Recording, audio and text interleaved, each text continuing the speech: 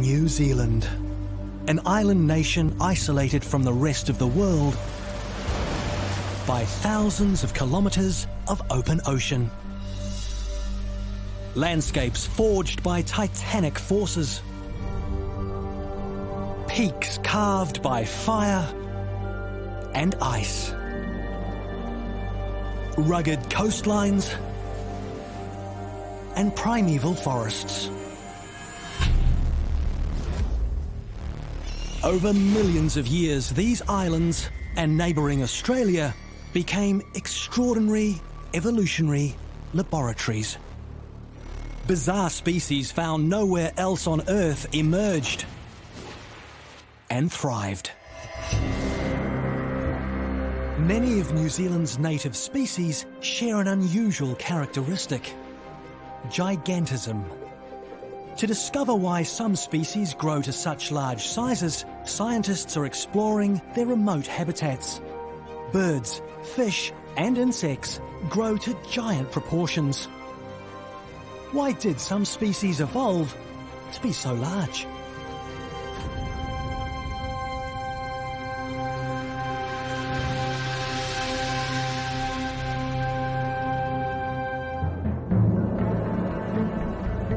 Just 80 kilometres from New Zealand's largest city, Auckland, lies the most significant wildlife sanctuary in the country. This is Little Barrier Island, known to the indigenous Māori people as Hauturu or Toi. The remains of a volcano that erupted from the ocean 3 million years ago. Just 6 kilometres across, this little island is the only home of an ancient giant of the insect world. The weta.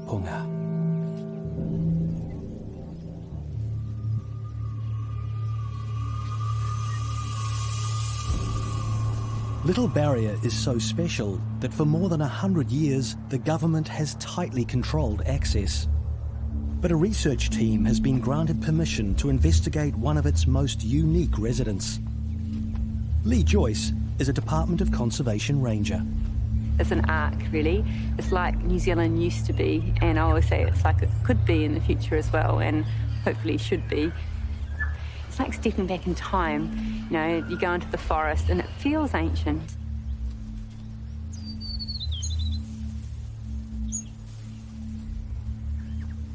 Lee is accompanied by Nicola Torquay, the official government ambassador for New Zealand's endangered species.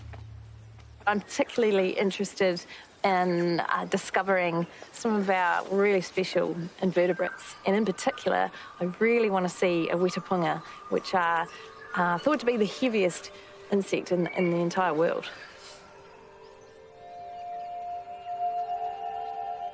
Weta are an ancient relative of grasshoppers and crickets. Their ancestors evolved 190 million years ago. Over 70 different species are known and live everywhere from the coast to the mountains. But weighing more than a hamster, the Little Barrier weta is the biggest of them all, and the rarest. It's the mystery of their size that brings Nicola and Lee to this island. Their goal is for the giant weta to be reintroduced onto the mainland. But that will only happen if they're successfully protected here. The subtropical climate of Little Barrier allows lush forests to thrive. These are Nico, the southernmost palm in the world. They're also a good place to look for giant insects. Weta are nocturnal and hide under dead palm fronds during the day.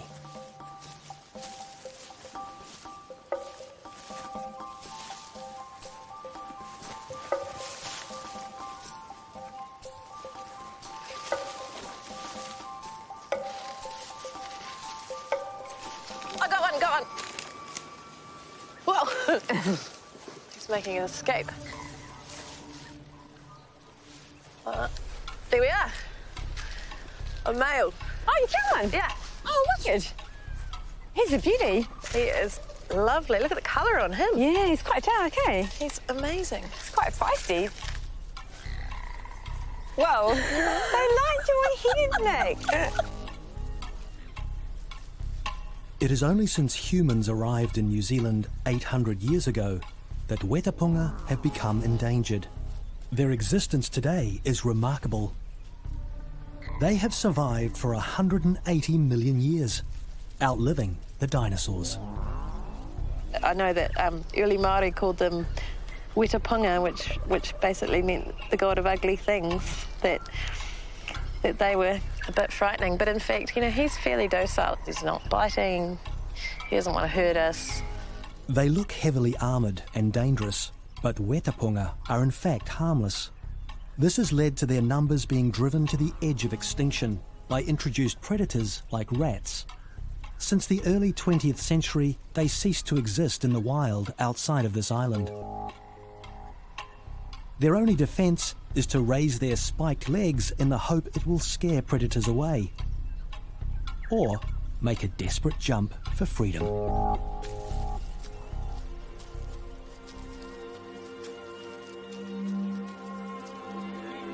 Other giants of the invertebrate world can be found throughout the country.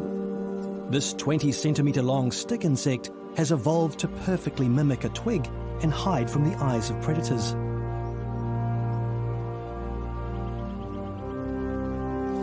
Giant centipedes prowl the forest floor. They can grow 25 centimetres long and kill their prey with poison-tipped claws. Other unusually large predators take their time to kill. Giant Palephanta snails also live on the forest floor. These creatures first evolved about 200 million years ago and belong to the oldest family of carnivorous land snails on Earth. They can grow 90 millimetres across, the size of a man's fist. Their favourite prey are giant native earthworms, which they devour like living spaghetti. It's a slow and gruesome way to go. The worm isn't being swallowed whole. The snail has a tongue covered in tiny teeth, which it uses like a belt sander to scrape chunks of flesh off. The giant worm is ground down while still alive.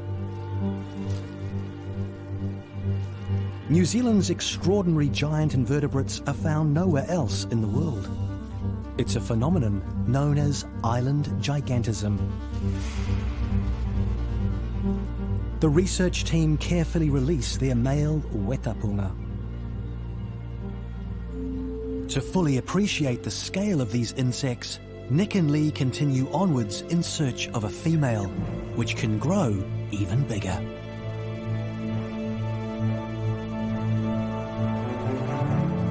What caused New Zealand's animals to evolve to be so much larger than their relatives across the oceans? In its nearest neighbour, Australia, the same evolutionary forces are at play, but with very different results.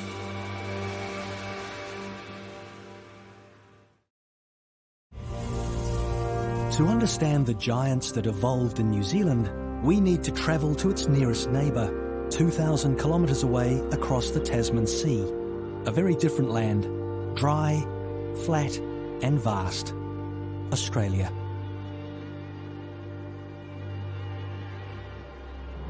Just like New Zealand, it was isolated for tens of millions of years. In both countries, this resulted in the evolution of iconic wildlife.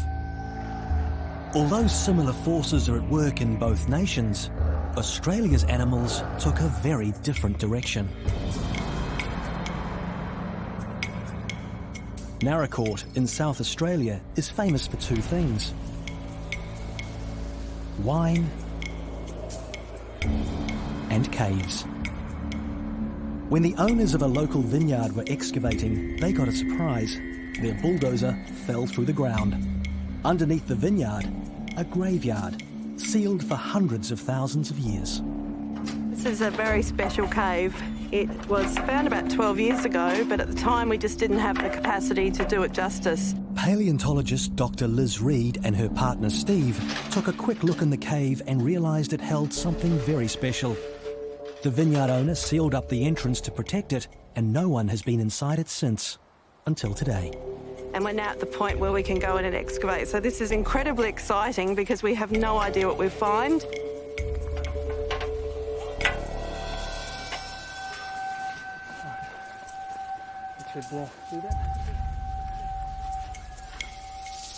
Dr. Reed is a paleontologist from the University of Adelaide.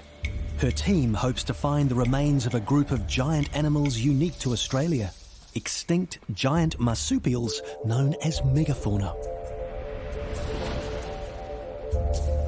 Australia is a land ruled by marsupials, a group of mammals whose biology is so primitive they use pouches instead of placentas to develop their young. In Australia, there are more species than the rest of the world combined. Some are fierce predators, like the infamous Tasmanian devil. Others are leaf eaters, like Australia's national symbol, the kangaroo. The red kangaroo is the largest marsupial alive on Earth. But not long ago, Australia was ruled by gigantic versions of today's marsupials.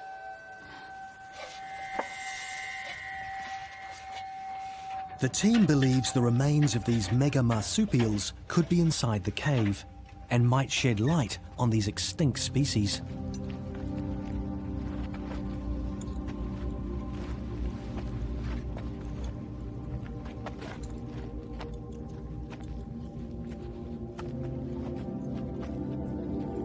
"30 million years ago, Naracoorte was at the bottom of a tropical ocean.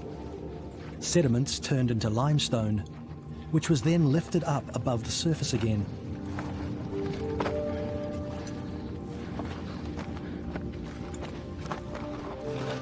Over millions of years, rainwater eroded the rock and created a maze of caves. Sinkholes formed in their roofs. These holes became deadly traps for animals living on the surface. Once they fell in, there was no way out.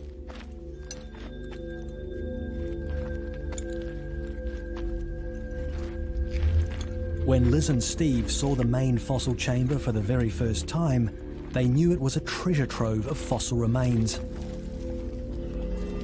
There are bones everywhere. Now they will excavate them and identify the giant marsupials that died in this lonely underground tomb. Okay, so when we first came in, Jess, some of the things we noticed, this extinct kangaroo skull over here, see the tooth row just sticking up? Yeah. And then panning around, big limb bones on the surface.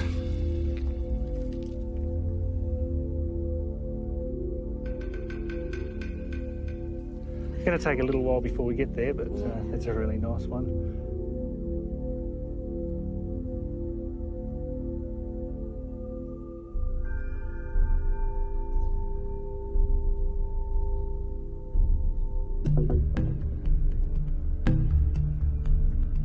Desperate animals who had fallen into the cave would have tried to get out, but there was no escape. Claw scratches line the cave walls, still perfectly preserved after 500,000 years.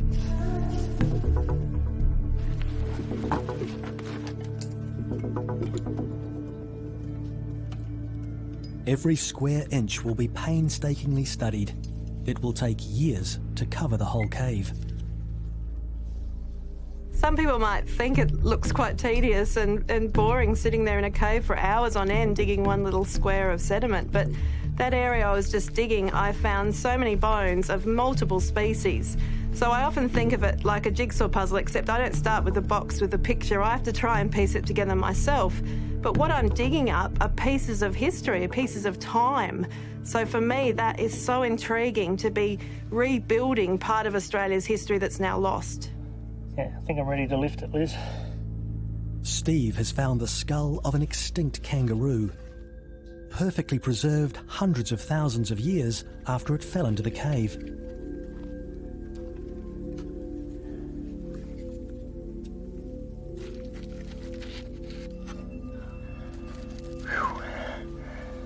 Okay.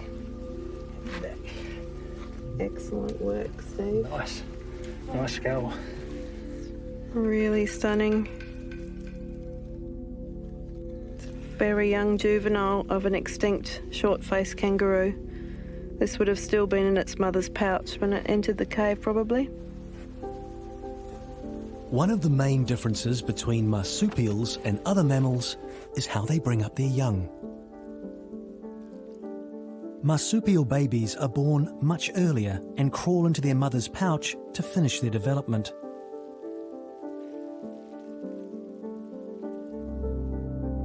Nearby lie the remains of an adult kangaroo, possibly the baby's mother. Wow, it's a nice specimen too, isn't it? It's an excellent specimen. The team has barely scratched the surface, but they've already made some striking finds. Even better. Yeah, the other half is in there. They take the results of their day's work back to the lab at the Museum of South Australia. This new cave will add to the remarkable finds in other Naracoorte caves excavated over the last 100 years. Already dozens of bizarre giant animals have been discovered. Among them, the largest marsupial carnivore ever to live, the marsupial lion.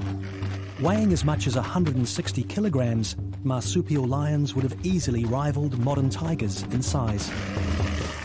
And lots of things about its skeleton tell us what it did.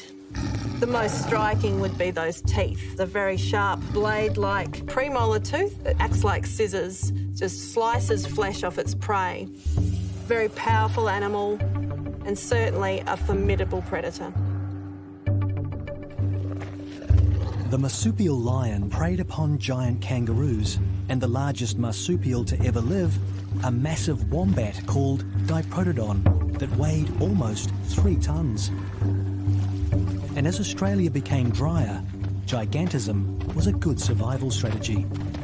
Getting big is a really good way to deal with being able to eat lots of relatively poor nutrition food. If you're big, you can deal with times when the resources are low and you've got relatively poor food to eat. But why were these giant animals only found in Australia? Paleontologists like Dr. Reid are only just beginning to understand Australia's extinct marsupials.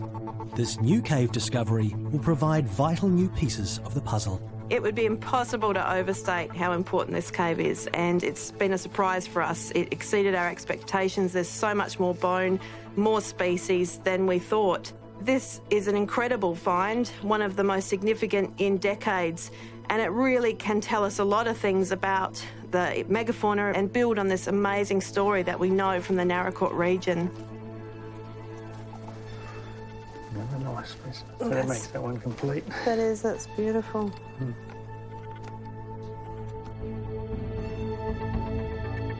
There are hundreds more caves in the Naracoorte area that have never been studied. Who knows what secrets they might hold?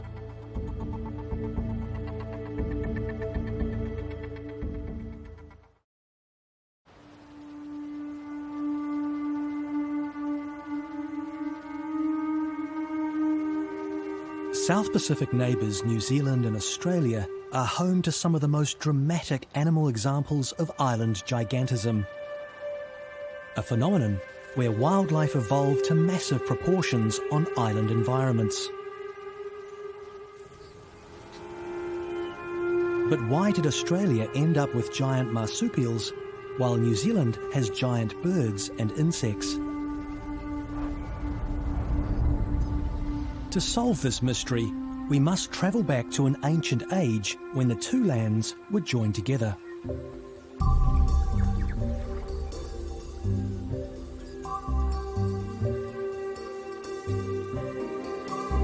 In the wildest reaches of New Zealand, dense rainforests are dominated by ancient plant species whose lineage goes back 150 million years to the Jurassic period.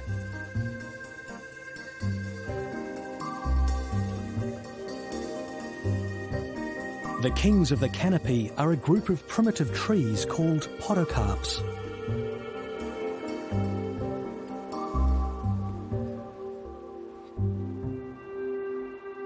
Towering over 60 metres tall, the height of an 18-storey building, and capable of living for 1,000 years.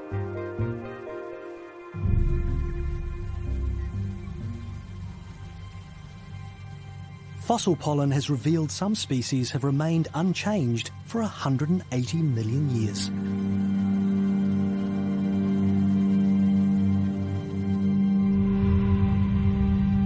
Back then, New Zealand was joined to Australia as part of the supercontinent of Gondwana.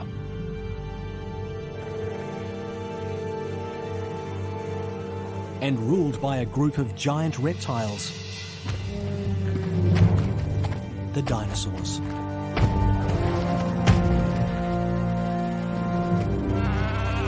Gigantic four-legged browsers called titanosaurs were the largest animal to ever walk the earth, reaching high into the canopy with their extraordinary necks. Titanosaurs grew 40 metres long, 20 metres tall, and weighed as much as 77 tonnes.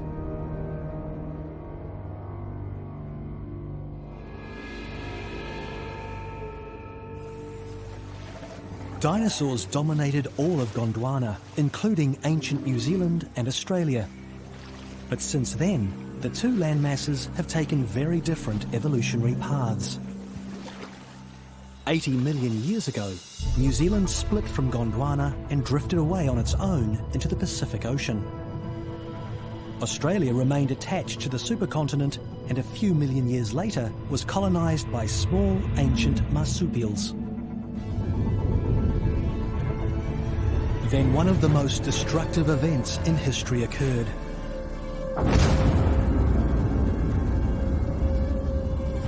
"65 million years ago, a large asteroid struck the Earth, causing a chain of events that drove almost every large species to extinction.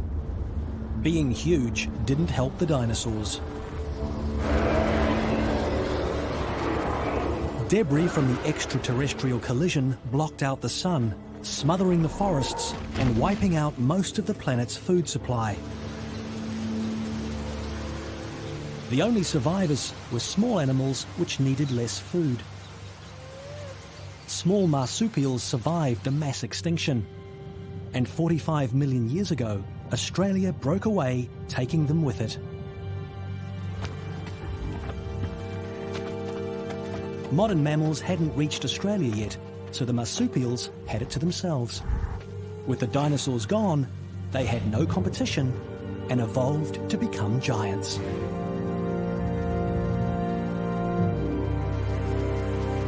New Zealand had separated before the arrival of mammals. Unlike Australia, there were no marsupials.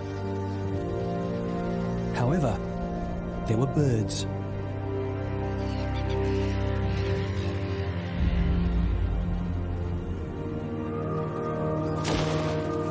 Conditions in their new home led many to become huge.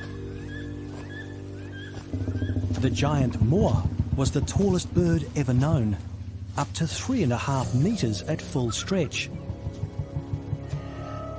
These giant browsers were hunted by the largest bird of prey in Earth's history, Haast's eagle.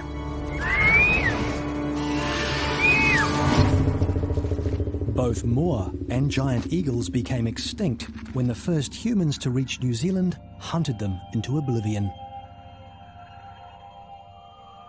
Other giant birds are still alive.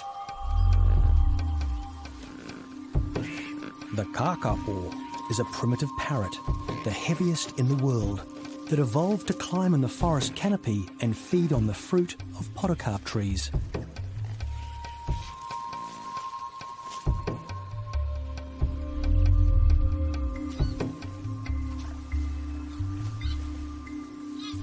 The takahe is another sturdy bird that is also the giant of its family. Water birds, known as rails.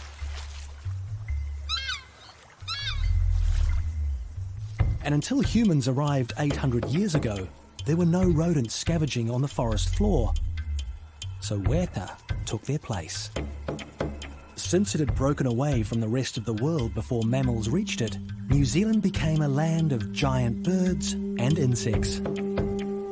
and also fish. An extraordinary freshwater fish also joined the list of island giants. The same forces that tore Gondwana apart also uplifted dramatic mountain ranges in the South Island, which became covered in ice and snow during the Ice Age.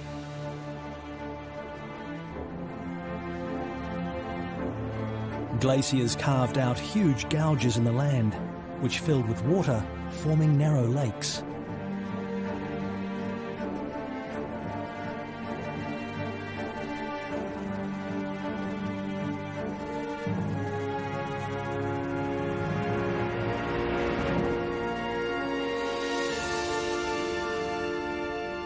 The northernmost of these glacial lakes is Lake Rotoiti, home to New Zealand's very own lake monster, the largest of its kind in the world.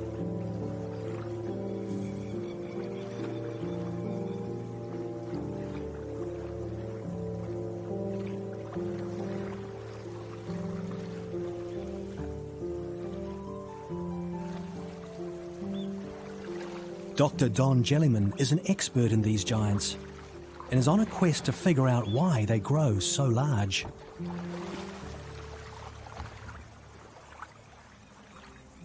Deep below him lurk the objects of his search, an ancient and unusual group of fish called freshwater eels, or as the Maori call them, tuna. We have two main species of eel in New Zealand, the shortfin and the longfin. And it's the longfin which we mainly find here because it's the species that goes well inland. And it also grows to a much larger size than the shortfin, anything up to 2 metres long. And it's quite probably the largest of any of the freshwater species worldwide. But this eel, the longfin, is endemic. It's found only in New Zealand. Don has been studying the unique eels to find out more about their population and habits and help conserve and protect them. The fish are threatened, just like the country's other giants.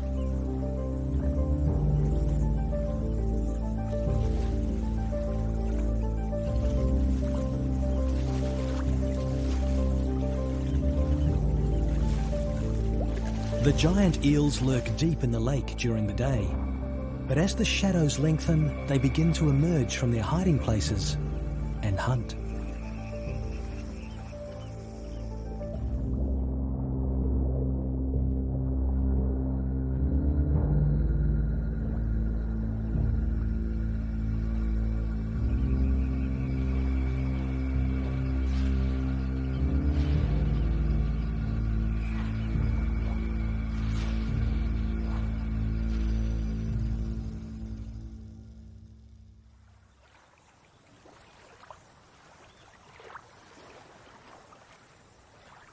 Early the next morning, it's time to check the net. It's bulging with slimy, long-fin eels.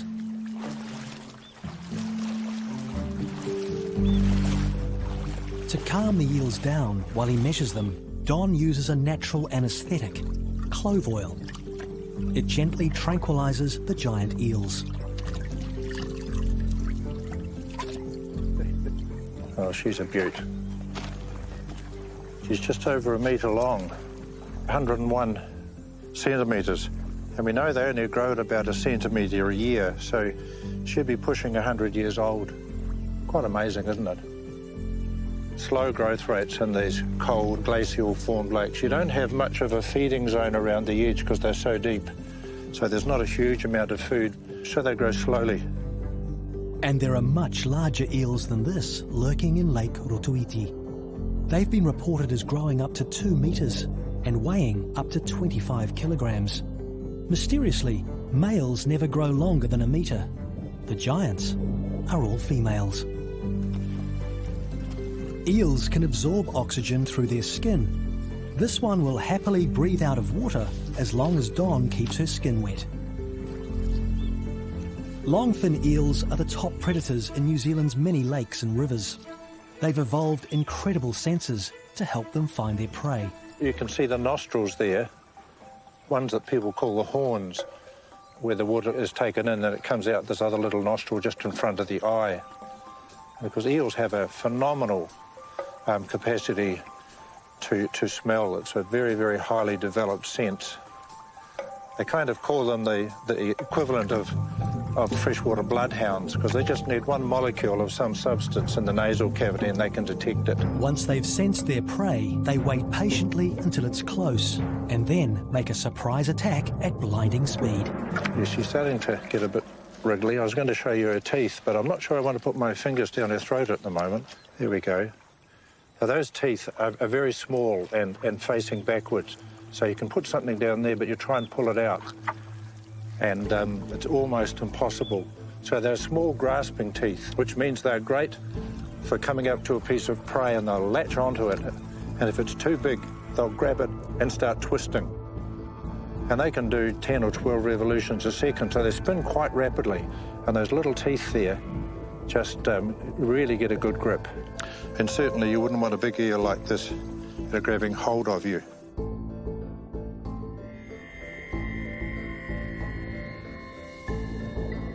But there are stories of them coming up and nudging people, especially in dirty water and turbid water. They'll just come up, trying to see what's lurking around.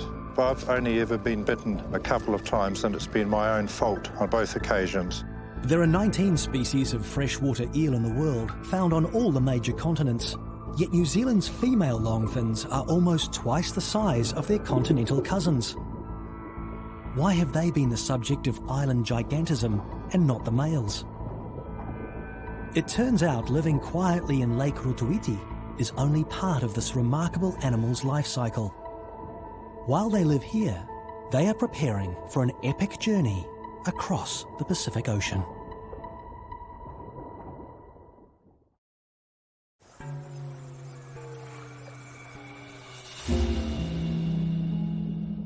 New Zealand's longfin eels are the largest freshwater eels in the world. Females grow much larger than males. Why? Freshwater ecologist Dr. John Jellyman is convinced the secret is their incredible life history.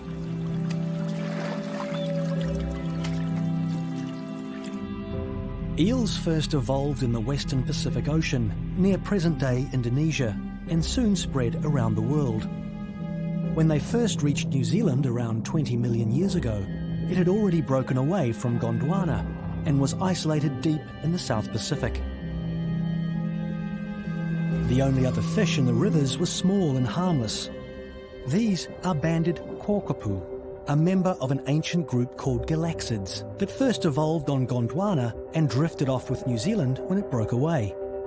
They're so primitive, they don't even have scales, just smooth, mucus-covered skin. There are dozens of species in New Zealand, and they form a major part of the long-finned eel's diet.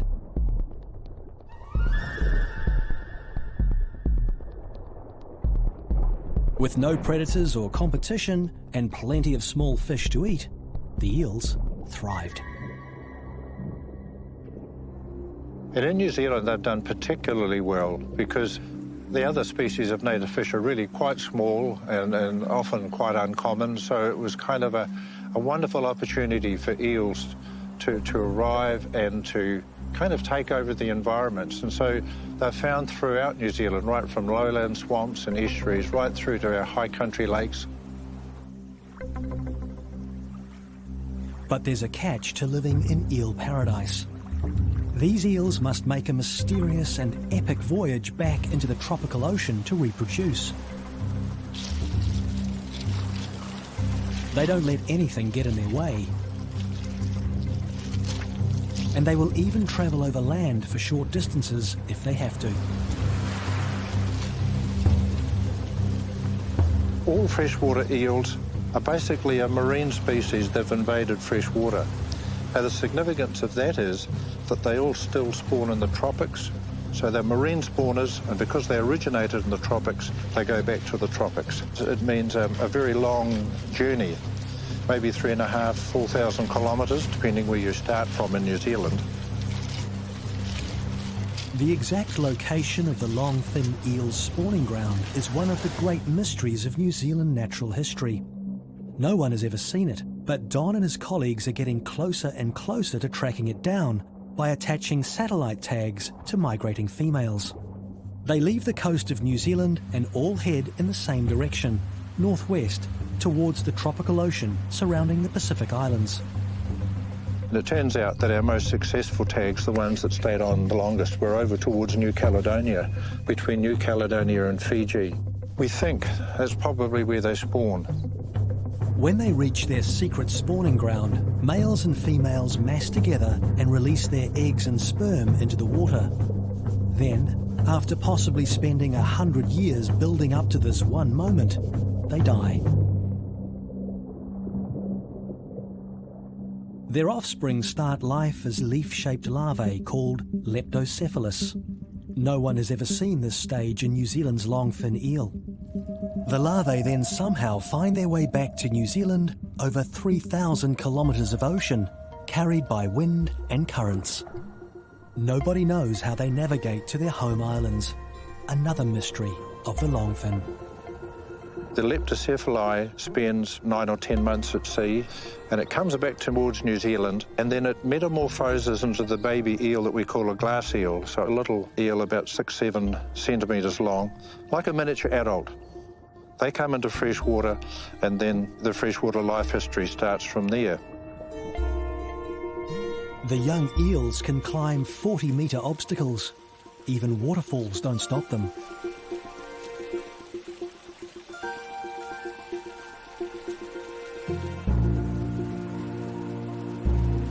Sometimes it takes several years for the eels to reach a location suited to them.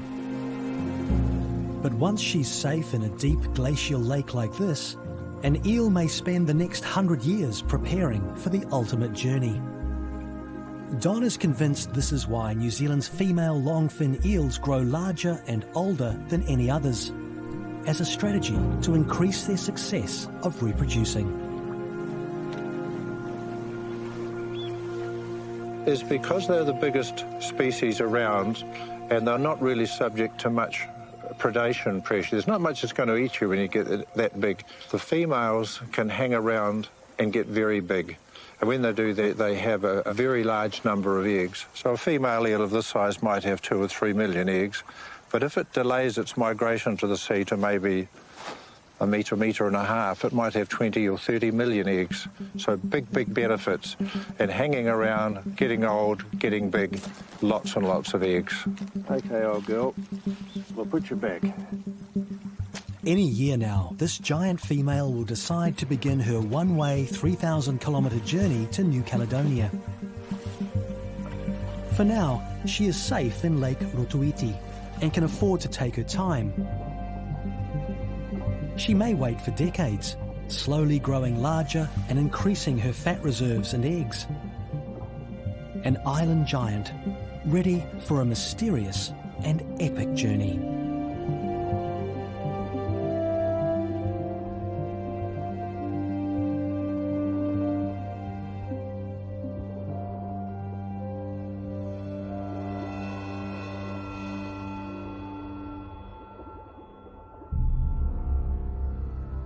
A 1,000 kilometres north on Little Barrier Island, the search continues for New Zealand's textbook example of island gigantism. Rangers Lee Joyce and Nicola Torki have already found an enormous male weta. But just like with longfin eels, the females are much bigger.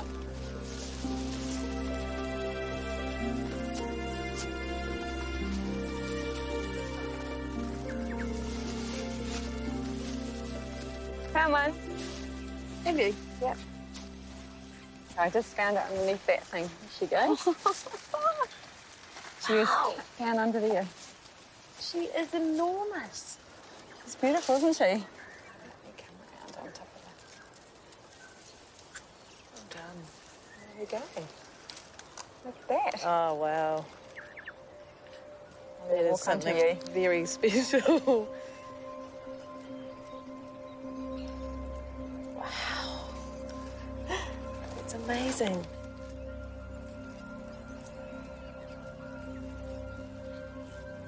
Despite their fearsome appearance, wetapunga are gentle giants. She is.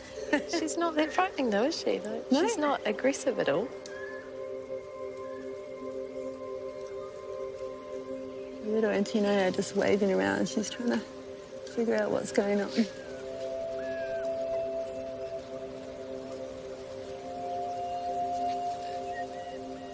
You can see the little, well, you probably can't see, you're probably a little bit too close, but she's got these amazing little quilts on her end of her feet, which actually hang onto your teeth.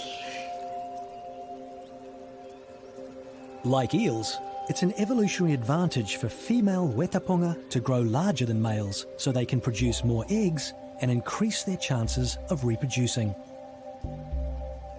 They don't live very long. They only live maybe 2 or 3 years, but in that time she can lay like 300 to 500 eggs. So she looks really kind of ferocious, really, just because of her exoskeleton and the spike that sticks out of the back. The ovipositor it's called. So it looks as though she's like this incredible kind of scary monster, but she's not. She's very docile, she's very gentle, she very rarely bites.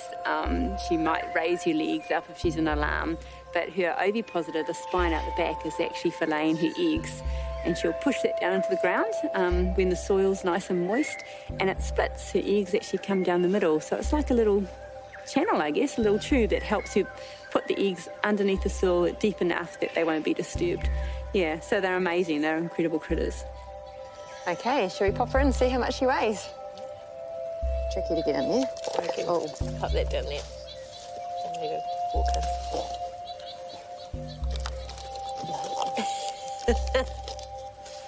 Like that. Okay. The 11 species of giant weta are all forest browsers. The wetapunga of Little Barrier Island is the biggest of them all, as heavy as a small mammal or bird.